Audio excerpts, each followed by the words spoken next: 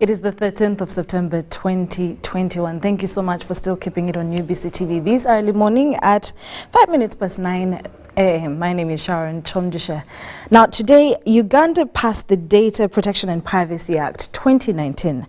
And the act in 2019, following the passing of the Data Protection and Protection Regulations 2021 for operationalization. But now, do you know your rights as a subject? Do you know, as a data subject, who is responsible to protect or to cover you up when something happens to your data?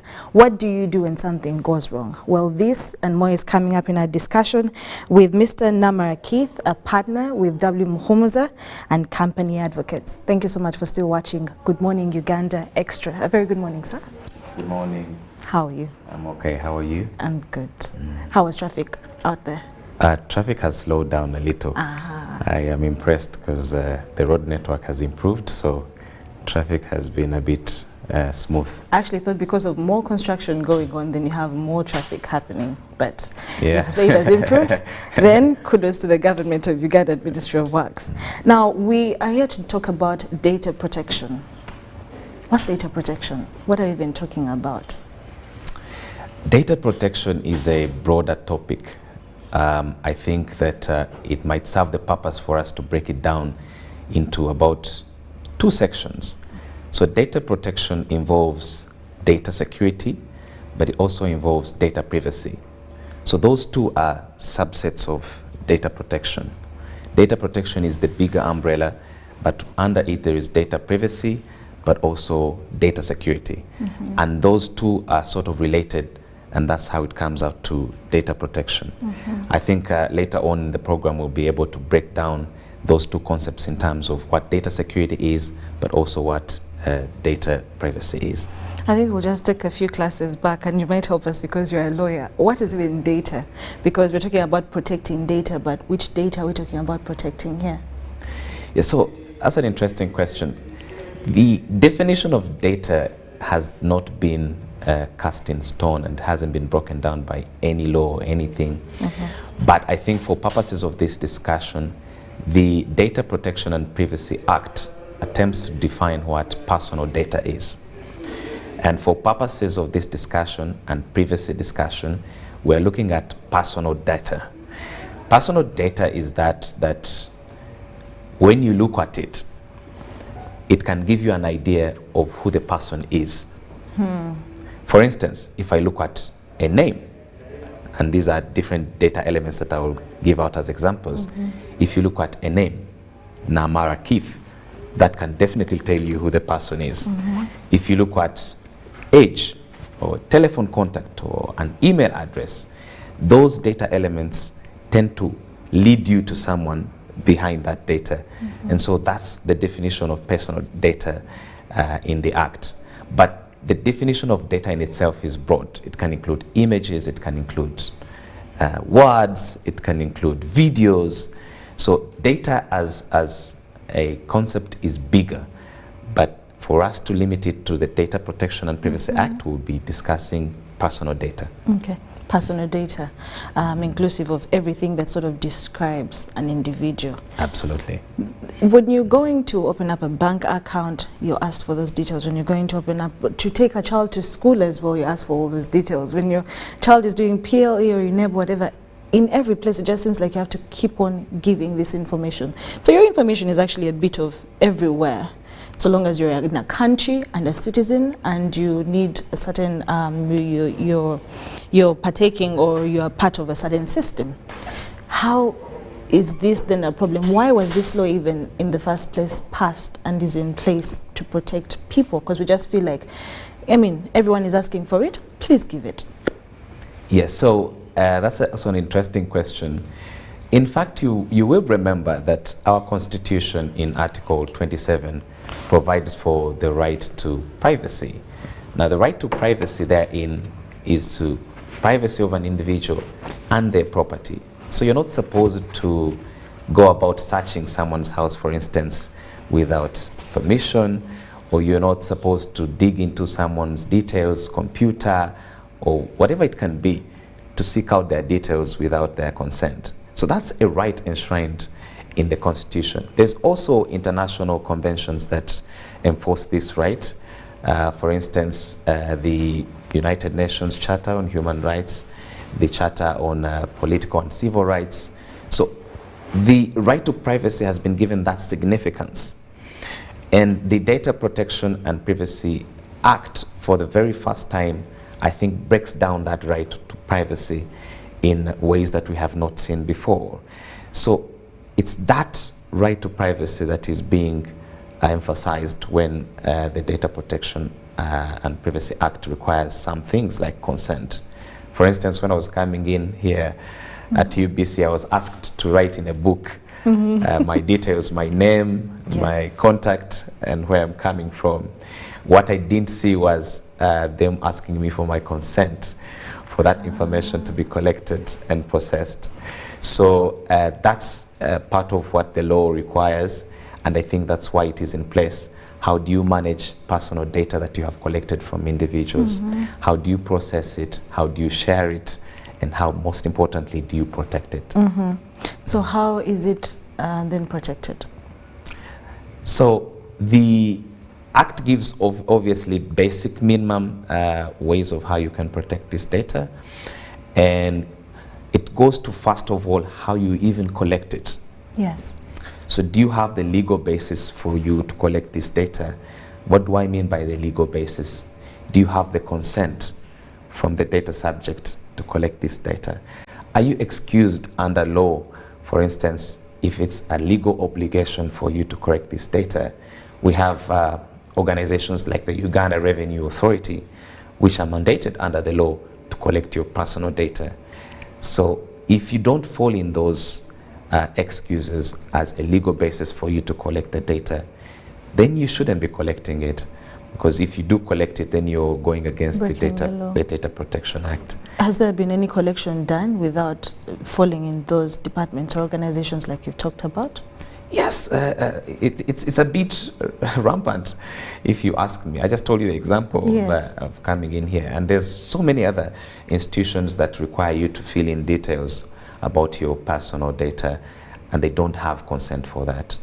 The Data Protection Act is a bit strict in the regard that it requires you to, even before seeking that information, to inform the person who is giving you the information of what you're going to use it for, how long are you going to keep it, do you require it for a particular purpose. You have to also inform the data subject of that purpose.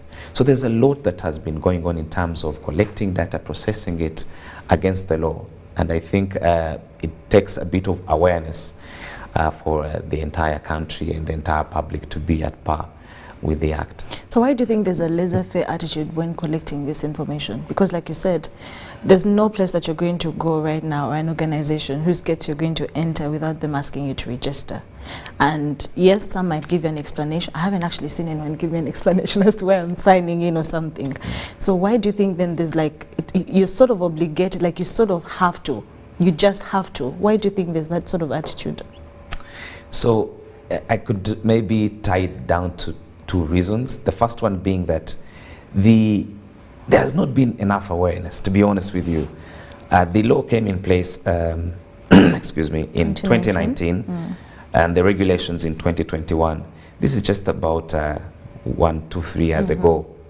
And so for there to be enough awareness for corporations or even for individuals to understand that there is a law that requires you to put in place certain mechanisms for you to be able to collect personal data, it might take a bit of effort, I think, from the government, especially now that there is the Data Protection Office under the National Information and Technology Authority, but also I think for private players like ourselves, advocates, be it law society or indeed the media, the Uganda Broadcasting Corporation, all need to come together to drive this awareness so that people understand their rights under the law, but also corporations and data collectors understand their obligations.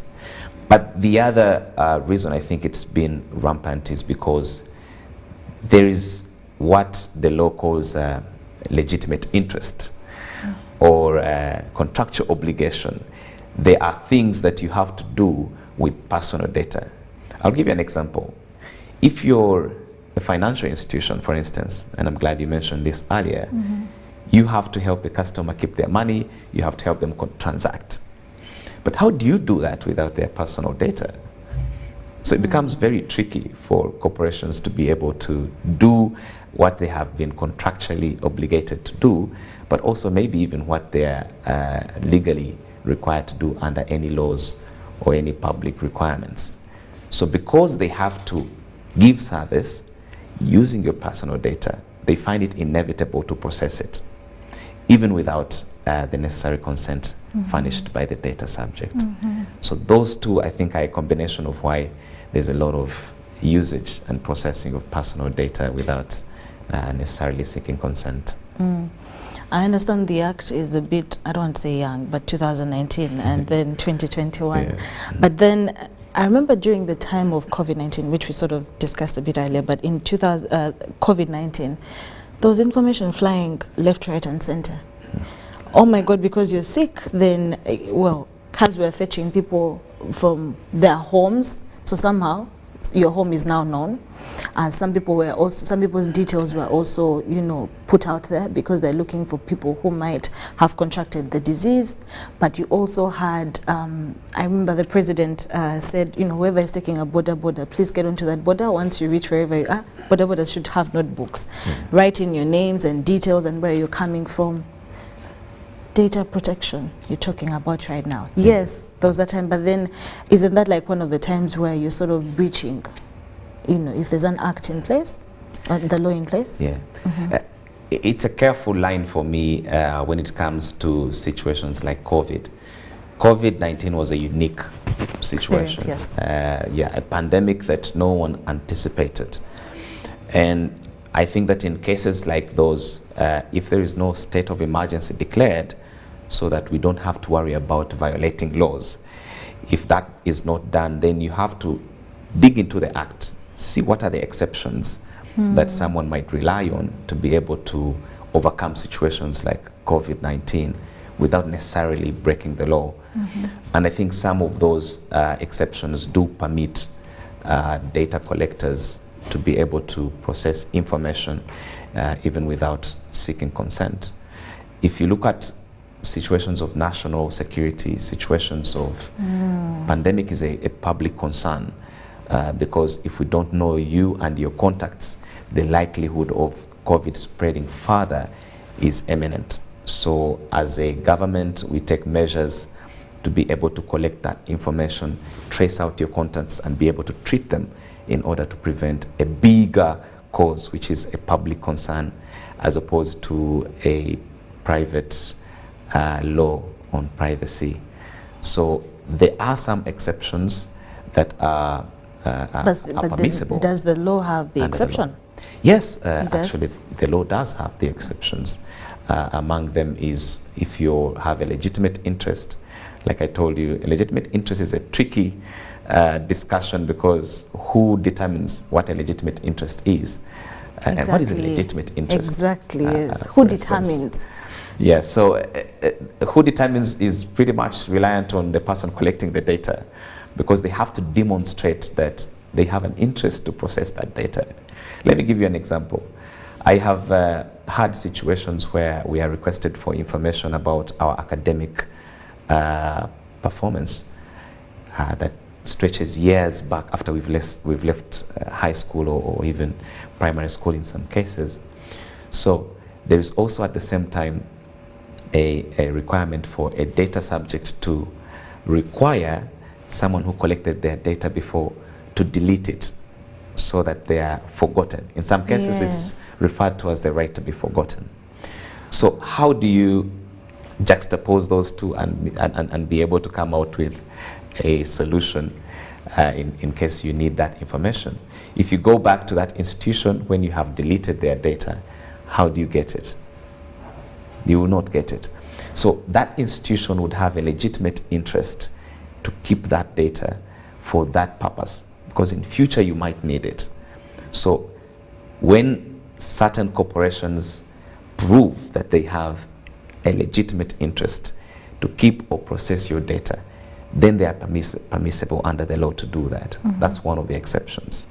The other exception is if you're contractually obligated. Me and you enter a contract. Yes. The contract does have obligations that me and you have to fulfill. For me to be able to fulfill those obligations, I need your personal data. So you can't come back later and say, but you collected my personal data and processed it without my consent.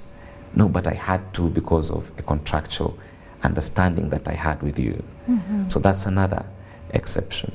If it's part of an investigation, Yes, for instance, you definitely. have different security organs that mount investigations, the Uganda Police Force, the UPDF, and those other institutions that are mandated to do investigations, then they can process your personal data without you necessarily consenting to it.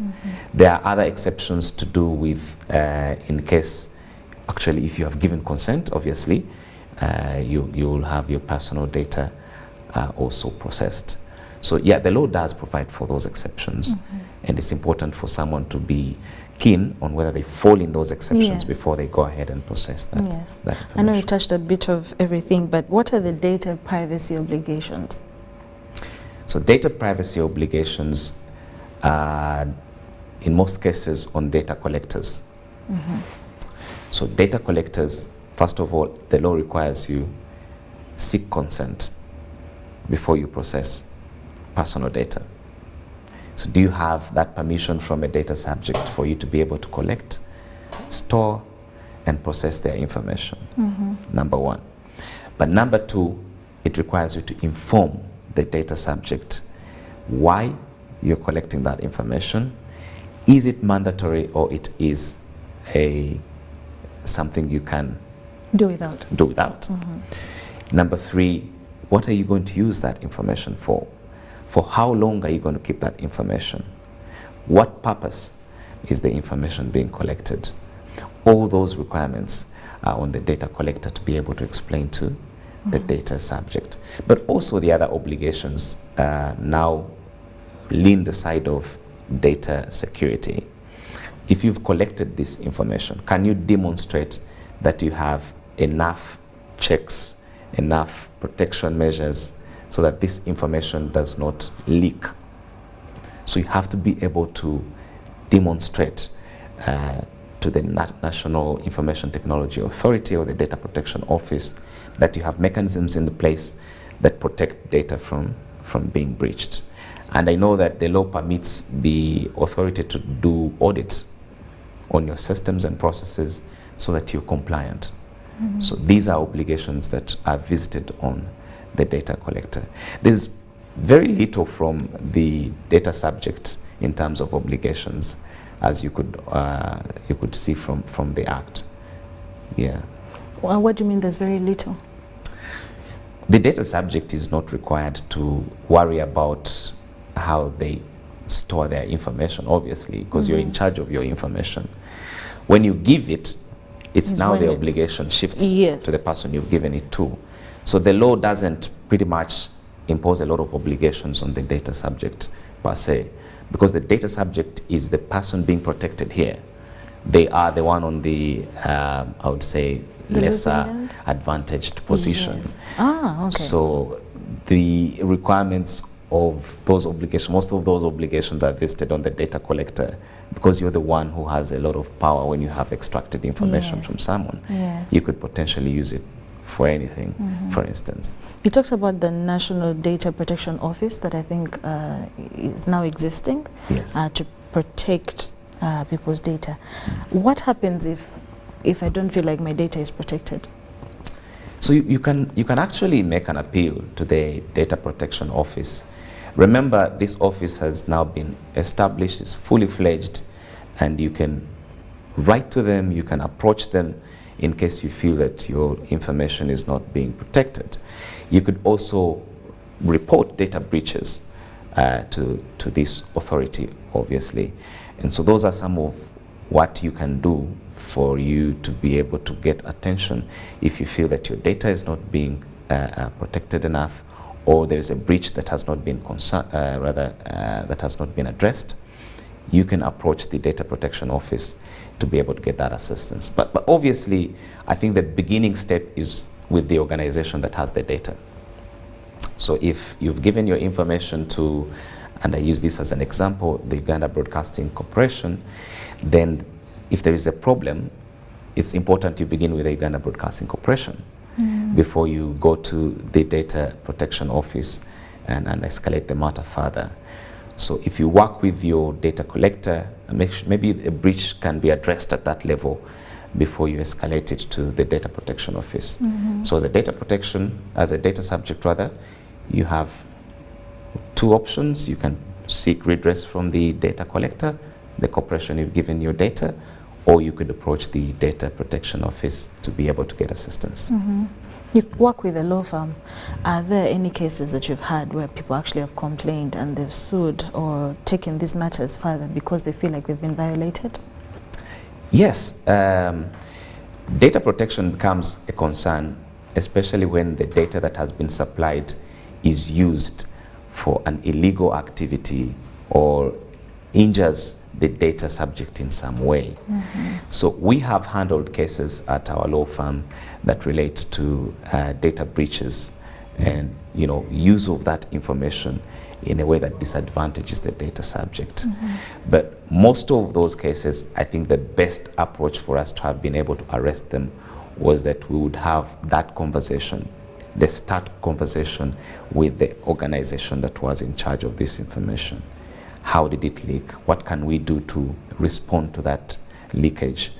And together with those organizations, I'm glad that we were able to arrest it before it goes on to, Data Protection Office or even spills over to courts. Because the consequence of a data breach can actually mean fines from the Data Protection Office or even a legal suit. Yes. So you have to be careful when you're approached by clients with concerns like those, because that can go a whole way into courts of law. If you can arrest it at the level of a data subject and the data collector, do arrest it. If there can be some compensation given to the client, let it happen at that level. But in most cases, if the corporation or the entity that collects the data is not cooperative, then that's when, of course, you can escalate the matters. The cases we have experienced is that most of the data collectors have been cooperative. I think, of course, when they understand the law and they understand their obligations and they see the faults that are within their systems, then they are able to comply and make sure they compensate the client, and it's arrested at that level.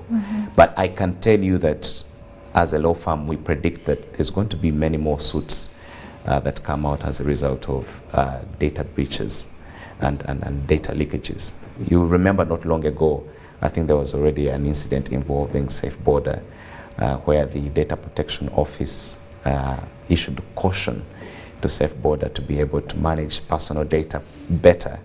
Maybe the next time it will not be caution, maybe the next time it will be a fine or a legal suit, who knows. It's just the beginning. It's 2019 law, so maybe a lot is in store regarding the Data Protection Act. No, so your predictions actually stipulate that this is going to sort of escalate the cases. Absolutely. Oh, wow. Yeah, with more awareness, with more data subjects knowing their rights, with more requirements from data collectors to be able to put in place mechanisms to protect personal data, this is definitely going to have some interesting cases ahead. Wow. Thank you so much, Keith. We'll take a short commercial break, and we're still talking about Data Protection and Privacy Act 2019. Do you know your rights as a subject, as a data subject? Do you know what you can do if those are breached? This and more coming up after the break.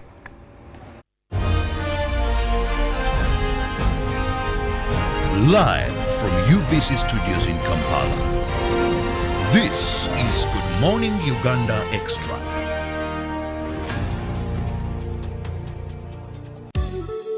Happiness comes to us in many places. It's in knowing the mosquito net keeps our children healthy. The wife having the support of her husband. It's in deciding together when to have a baby. some, focusing on what's important right now. So, what's your happiness? Make the right health decisions to ensure happiness for you and your family.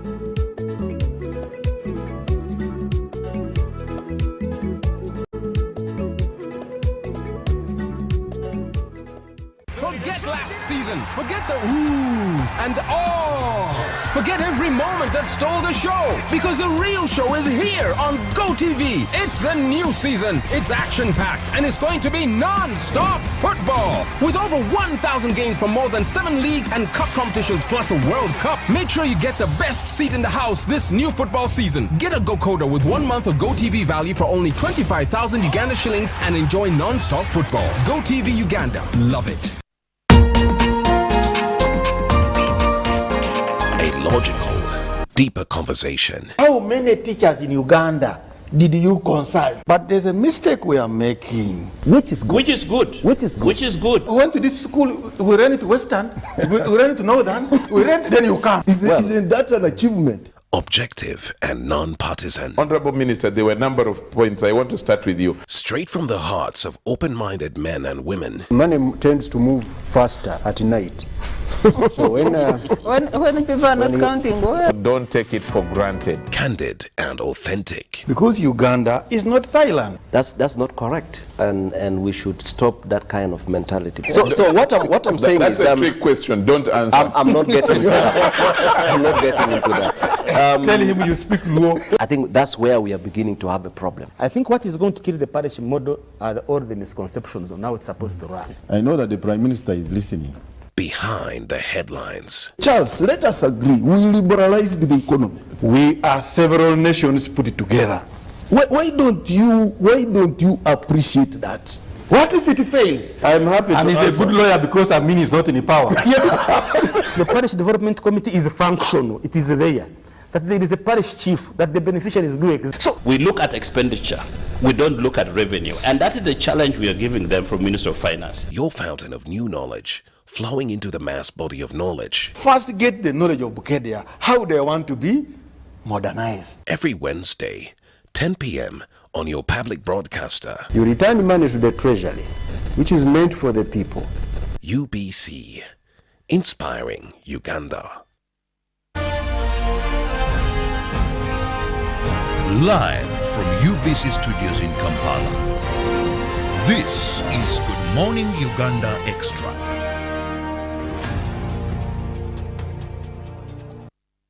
You're still watching Good Morning Uganda Extra with me, Sharon Chomjisha, and Mr. Keith Namara are discussing about data protection and privacy for individuals and organizations. What are your rights as a data subject? What can you do if those are breached? How far does the law stretch for you? And where else do the other laws come in to protect you? I think as we took a break, we're talking about how the cyberspace has sort of become a whole community that everything can be recorded and sent out there. And all that is data, right? But then there's a data protection. Specifically, maybe we're talking about individuals here, and it's like there's privacy for individuals, and you're obligated to actually have that. But then somehow it might be broken in there. Like something might happen to you, and it might be intended or not intended. Might defame or actually show you cast you in a certain light. Certain things might change. You might be portrayed in a different way because of something that has moved out on social media. Does that still protect me? Does the data protection law still protect me, or is there something else that protects me? It's a combination of laws, if you ask me. I think the Data Protection Act goes a long way to protect a data subject in some aspects. For instance, if this data leakage has happened because you, the data collector, did not protect it, then obviously you would be liable under the Data Protection and Privacy Act. But in some other cases where the precincts of the Data Protection and Privacy Act do not stretch to certain incidences, like people who take videos, for instance, of a scenario that has happened, someone captures it on video and uploads it on different social media. There are other laws that can actually give remedy to the data subject. for instance, the Computer Misuse Act, which pretty much limits how you use electronic devices. If you post that video and it causes some damage to the data subject, that's a crime under the Computer Misuse Act. But also, civil law provides some remedy when it comes to videos that tend to put someone in disrepute. Things like defamation, you must have heard.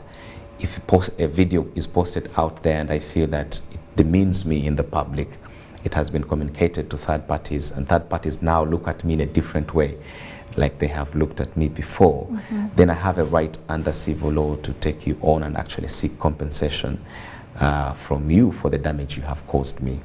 So the Data Protection and Privacy Act has to work in line with other laws for a data subject to be able to get a full protection under the law. Maybe even with what you said, but are there specific things that you think in the Data Protection Act people should sort of be aware about, even as for example, maybe as a data subject? Are there things that I should be aware about so that I know my rights? You know, because we come from just the general constitution to now we have a specific law that protects you as a data subject. Are there specific things that I should know, and maybe you want to tell the viewers? Yeah, obviously, I think I can point to about 4 of them. The first one is that as a data subject, you have a right to stop anyone collecting your data from using it to market their products. Now, this does not fall under the exceptions. Remember the exceptions I told you about, where you don't need the person's consent before you process their information. Yes. For you to be able to use personal data to do marketing, you will need the data subject's consent. This you will not have an exception for.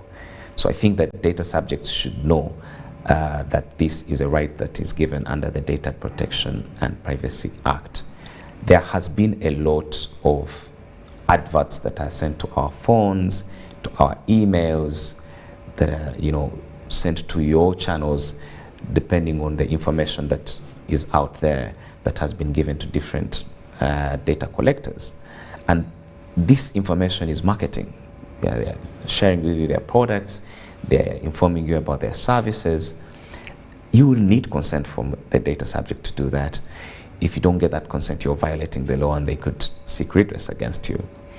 So that's one thing that data subjects should know as their right. So all these random phone calls that I might get from a certain company trying to advertise their product and all, they're breaking the law? They are breaking the law if they don't have your consent. Oh, okay. Yeah, so if you feel offended by such marketing and all that kind of stuff, then you are mandated to, first of all, you could even write to them and say, I don't want you to market your products to me at all. And then they're obligated to stop. If they don't stop, then there's a problem. That's when you run to lawyers and data privacy specialists to advise you on the next steps. The other right under the law that I think data subjects should be aware of is that you can actually ask for your data to be corrected or even deleted. I'll give you an example.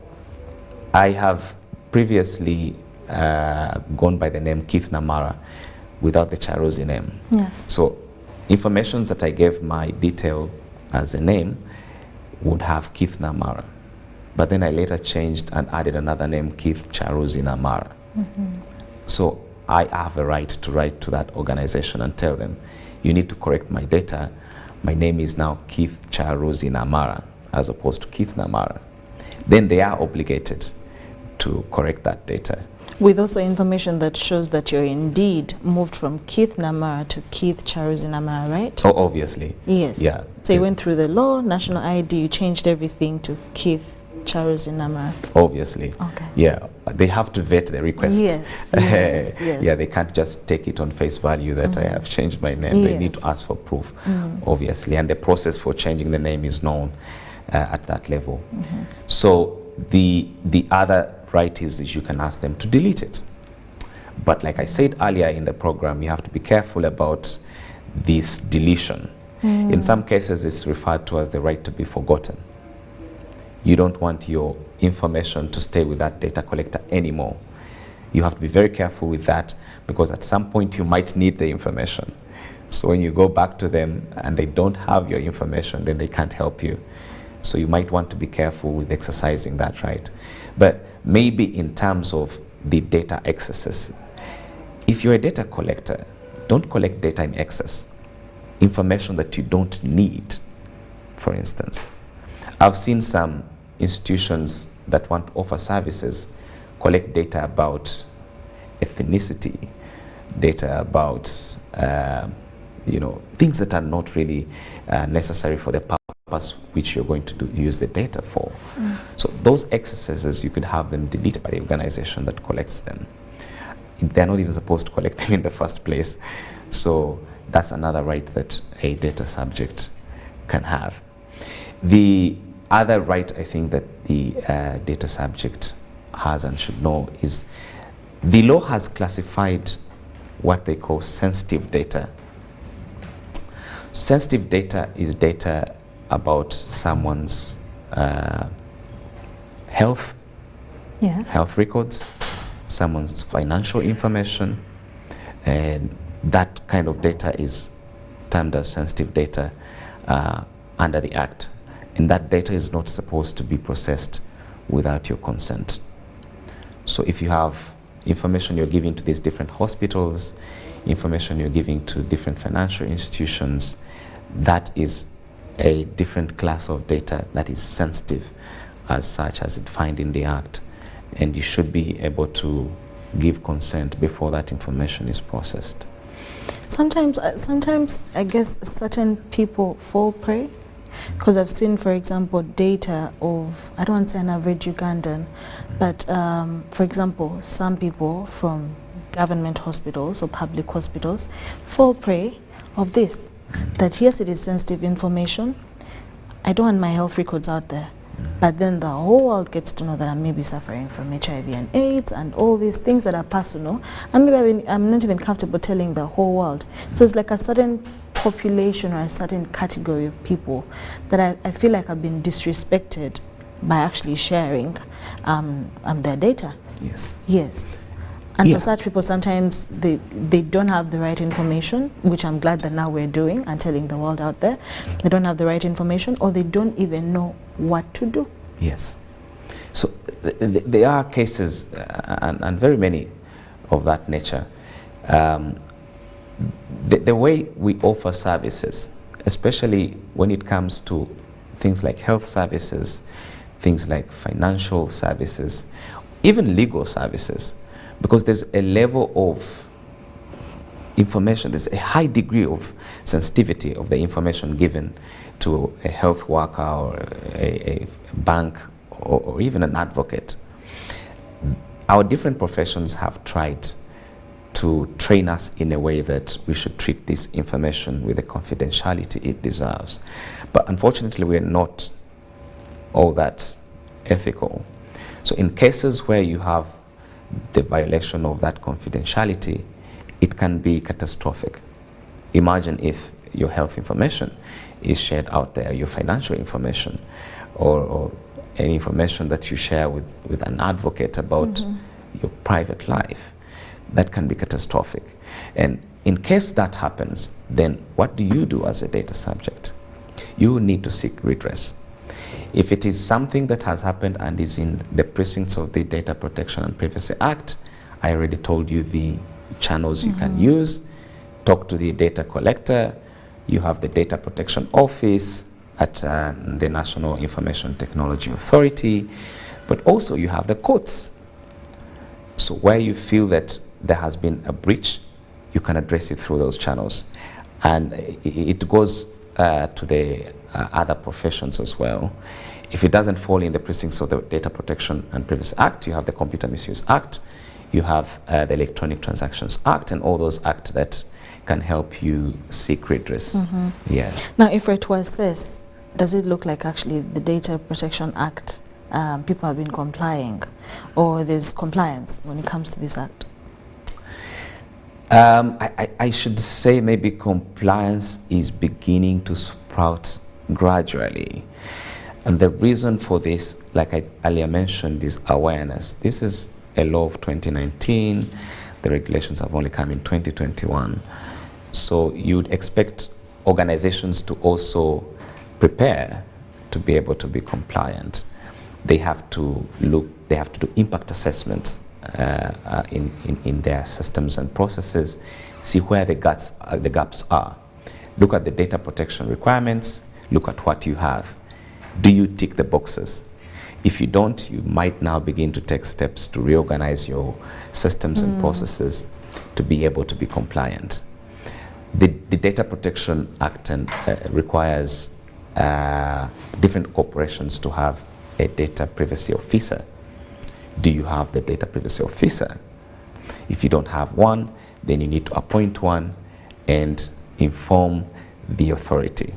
There's also actually a requirement for corporations to register with the National Information Technology Authority. As a data collector, you're required under the law to register with the authority, but also inform them of who your data privacy officer is. And for purposes of complying with the Act, then the authority is going to be looking at that data privacy officer to be able to advise on how far the corporation has gone with complying with the Act. So there's a lot that has to be done with corporations and data collectors to be able to say that they are compliant with the Act. It's still gradual, but I think with more awareness, companies are going to get there. You talked about the Computer Misuse Act, and there's a feeling from some people that there's a thin line between freedom of speech, which is a human right, and with this act, because some people feel like it's been created to sort of silence controversial voices. What do you have to say about that? I think that the freedom to speech as enshrined in our Constitution is not an absolute right. In some cases, you are limited in this freedom of speech. For instance, you cannot use that freedom of speech to say things that defame some other person, because both of you are supposed to enjoy your freedom. If I say things that are not right and not correct, and they defame someone else, I shouldn't be relying on the freedom of speech to do those things. But also in cases where I use that freedom of speech to commit a crime, for instance, I think in that case you tend to have that freedom of speech limited. So the Computer Misuse Act is, I think, for me, to highlight some cases where that freedom of speech is limited. The examples I've given so far, but also if you, for instance, have, use your freedom of speech to say things that might hurt national security, you are not going to use the right under the Constitution to do that. So you must understand the limits of the freedom of speech. You must know what is within your rights and also what goes beyond your rights. Who states the limits? Who tells me what is right and what is not right? Good question. I think that... Who's the moral authority to determine for me what is right and what is not right? Or for me what to say and what not to say? That's a fair question. If you ask me, I think we'll go back to the law. What is permissible under the law and what is not? That's as strictly as how we should look at it. Because if you're not careful to look at it that way, then you will tend to cross the margins, which are a bit blurry in my opinion. But if you do cross those margins, then someone can use the very law that provides for those limitations to take you on. So you have to be careful. If you're not sure, maybe seek legal advice on an action you seek to take. Is it permissible under the law before you do take it? Then there you can be fortified that you're not going to get in trouble. But if, well, this is like a hot topic right now. When you go to Twitter and different social media platforms, you realize that Ugandans, we're sort of making fun of it and how they can't share things anymore. But when you look at when you look at what has also been, for example, if I'm to stipulate or no, if I'm to state the things that have evidence about a certain individual, is that a crime? Someone is stating what has happened. For example, if there was something that went on about a certain individual, it's already casting them in a certain light. So maybe it's going to make them look like a bad citizen, an arrogant person, a thief perhaps, or something, or a killer or whatever, but there's evidence to that. Is that a crime? You know, the law is interesting. It gives with one arm and takes with the other. As much as it says, if something it has happened, there's evidence it has happened, and you have no problem stating what has already happened anyway. But then the other law will say, it depends on how you state it. Remember, our law is in such a way that you're innocent until you're pronounced guilty. Yes. So if you condemn someone based on the evidence you have perhaps, and then that violates some other law, for instance, under the Computer Misuse Act or the Electronic Transactions Act, then you are at risk of being taken on under those legal regimes. So it's safe for me that you seek some specialist advice before you can take on such a risky venture, because you will not be able to understand whether there's a limit of that you seek to do in some law. You know, I already told you earlier that you could, for instance, be secure under civil law in terms of defamation, because what you say is right, it has happened. But you might not be entirely safe under, for instance, the Computer Misuse Act or even the Data Protection and Privacy Act. So you have to be very careful on those aspects to be able to know that you are not violating any other laws. Yes. So does that also, there's some people who actually asked for the bill to be withdrawn and said this is really to sort of calm down or silence the voices, like I earlier said, of people who are controversial or people who love to speak out their mind, because again, like you said, there are limitations to the law. But then when you sometimes read some of the things that someone might have been sued for or taken to court for, like you said, again, some laws might affect you in that. In some you might be saved, while others you actually breached the law, so you still stand to be one in wrong. But then some people then go ahead and say, no, this is to really silence controversial people, this is to really just sort of oppress people, and the bill was still, you know, people still seconded, and now it's a law. Yes. Why do you think some people would still say, no, this is to just, like, you're over trying, but let's calm down on this, and yet it was really pushed through that now it is an act. It is, yes, an act. It's in the law. It's now embedded in the law.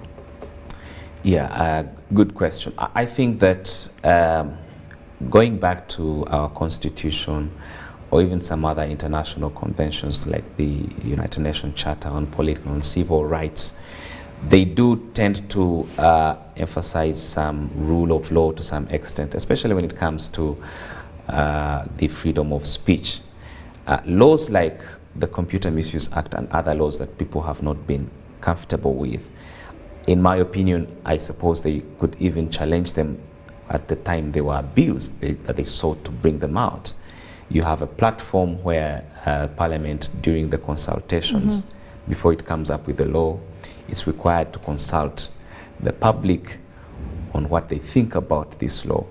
And so you're supposed to come up with your view and opinion on what you think about the act, what you think is not right, what you think has violated some other rights that are provided by other laws. So that vigorous process must be undertaken by people who have interest in seeing that these laws are enacted and they are, you know, fair and enforce the rule of law. But if you miss that opportunity, like you say, it's already a law, then you can still challenge it under courts of law. We have the Constitutional Court in Uganda. We are lucky to have that, where different grievances like that, in cases where someone is not sure an act complies with the Constitution, they can approach the Constitutional Court and challenge it. And we've had laws that have been challenged and recalled by decisions of the Constitutional Court. So if there is discomfort under that act, I'm sure there is an avenue under the Constitutional Court where it can be challenged.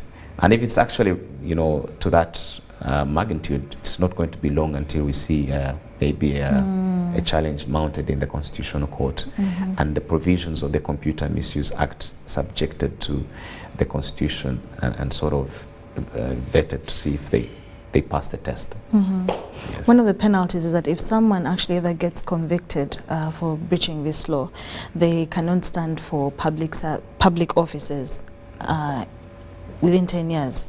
Isn't that a bit extreme? Or what do you think about that? 10 years not running for public office. Still, it's a subjective question. Some might feel that 10 years is too much. Others might feel that maybe 10 years is not sufficient enough. But whoever feels either way has a right to, challenge it in the Constitutional Court.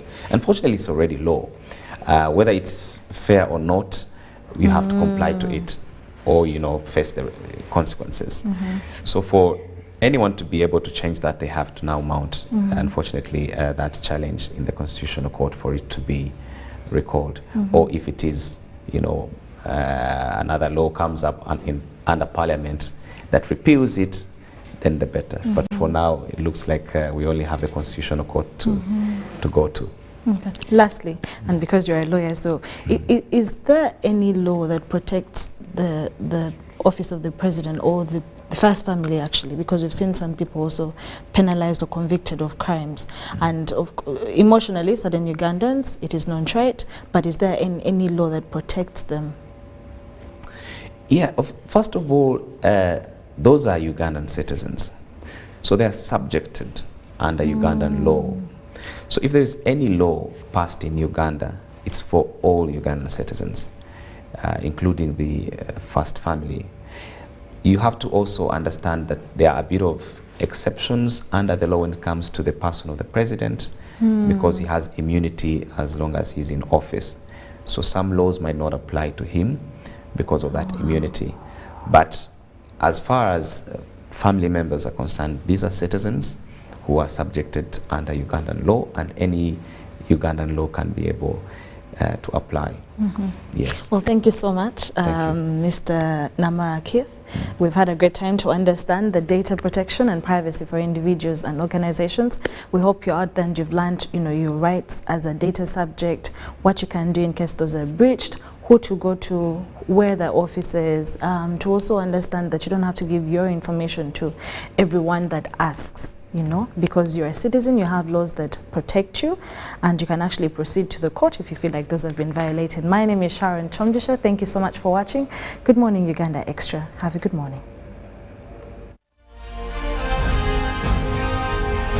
Live from UBC Studios in Kampala, this is Good Morning Uganda Extra.